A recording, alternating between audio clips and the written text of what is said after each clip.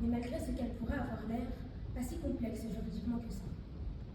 De 2003 à 2012, M. Jean-Louis Bayeux, PDG de la société IKEA France, s'est lancé dans un système d'espionnage de son entourage professionnel, de surveillance illégale des employés, des clients, ainsi que des syndicalistes. Prévention, vigilance, supervision, appelez ça comme vous voulez, mais les faits sont que durant près d'une dizaine d'années, des clients, des salariés, des syndicalistes ont vu leur passé, leur casier judiciaire, leur quotidien passer au crible, mais aussi l'objet des rumeurs discriminantes à leur encontre, telles que par exemple, a priori gitan est considéré comme dangereux, ou ça donne le trafic de stupéfiants, ou bien encore tient un discours anti-mondialiste. Tout a été passé en revue dans les moindres détails, même de façon illicite, par la filiale française de l'entreprise suédoise numéro 1 du Mobile. Monsieur Jean-François Paris, directeur du département des risques, a transmis à la demande de sa hiérarchie, dont faisait partie Monsieur Jean-Louis Bayeux le prévenu, une liste de 190 noms de candidats à l'embauche, des numéros de sécurité sociale, des plaques d'immatriculation, des comptes bancaires, le train de vie des salariés, le passé des proches de salariés. Ces éléments ont été recueillis après investigation par M. Jean-Pierre Fourès, ancien directeur de la société d'investigation privée Airpace et ex-policier des renseignements généraux. Ainsi, le prévenu, M. Jean-Louis Bayeux, s'est rendu coupable de collecte de données à caractère frauduleux, conformément à l'article 228-18 du Code pénal, et de conservation en mémoire informatisée de données à caractère personnel, conformément à l'article 226-19. Les perquisitions effectuées au cours de cette enquête ont permis de mettre à jour ces listes trouvées, conservées dans les coffres-forts d'IKEA. IKEA France est allé sur consigne de son responsable légal jusqu'à envoyer des espions infiltrés dans plusieurs de leurs franchises afin de surveiller certains employés. L'un de ces espions a été envoyé dans la commune de Froconville. Ainsi, comme en témoigne M. Frédéric Léchira, employé d'IKEA de cette commune, qui, s'agissant des atteintes à la vie privée, commises à l'encontre de notamment des salariés titulaires d'un mandat syndical, déclaré lors de son audition par les enquêteurs. Il voulait savoir si cette voiture qu'il venait d'acheter, si par hasard il ne l'avait pas eue par un moyen bizarre, comment il l'avait achetée, voilà, et il cherchait tout un tas de renseignements sur ses collègues syndicalistes.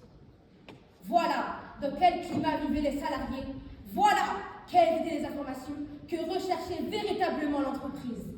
Car en effet, celle-ci se justifie en expliquant que ces méthodes illégales ont été mises en place dans le seul but d'éviter de recruter des voleurs ou islamistes potentiels. La Cour appréciera évidemment ce motif des plus contestables et abusif car attentatoire à plusieurs droits fondamentaux des salariés et bien évidemment parfaitement injustifié et même interdit. Lors des perquisitions, en plus des listes de personnes attestées, ont été découvertes des factures établies pour un montant de plus de 600 000 € par an à plusieurs entreprises de sécurité ayant en leur sein d'anciens policiers. Ces 10 anciens policiers faisaient appel à leur réseau contre rémunération pour obtenir de telles données personnelles dans les divers fichiers police et justice. Ces méthodes sont punies par la loi, et notamment l'article 226-18 du Code pénal, à savoir le fait de collecter des données à caractère personnel par un moyen frauduleux, déloyal ou illicite est puni de 5 ans d'emprisonnement et de 300 000 € d'amende. L'ensemble de l'enquête a permis d'établir que ces méthodes répréhensibles ont bel et bien été imposées au syndicat France à l'initiative de son PDG, M. Jean-Louis Bayeux.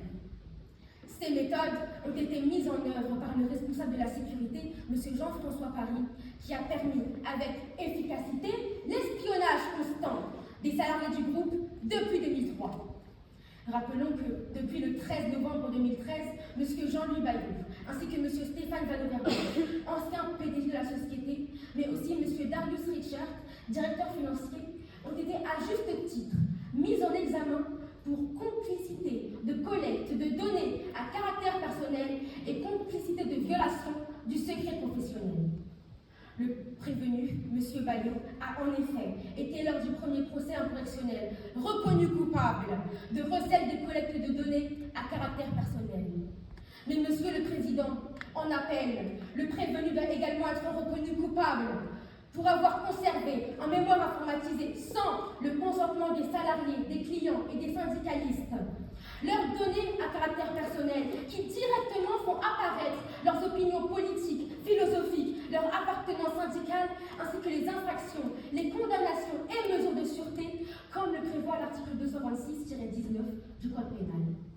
Pour avoir détenu et tenu caché une chose ici, des données qu'on sait provenir d'un délit, comme le prévoit l'article 321-1 du Code pénal, pour avoir rendu accessibles à leurs agents des renseignements et données informatisées dont la nature porte atteinte aux intérêts fondamentaux de la nation, comme le prévoit l'article 411-6 du Code pénal.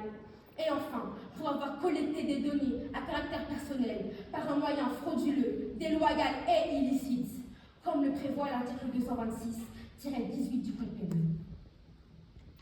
C'est pour toutes ces raisons, développées précédemment, Monsieur le Président, Mesdames et Messieurs de la Cour, que je considère les délits reprochés à M. Bayon, en l'espèce, parfaitement caractérisés. Et par conséquent, je vous demande d'entrer en voie de condamnation. En le déclarant coupable et en répression, je vous demande de le condamner à 1 500 000 € d'amende et 15 ans de réclusion criminelle.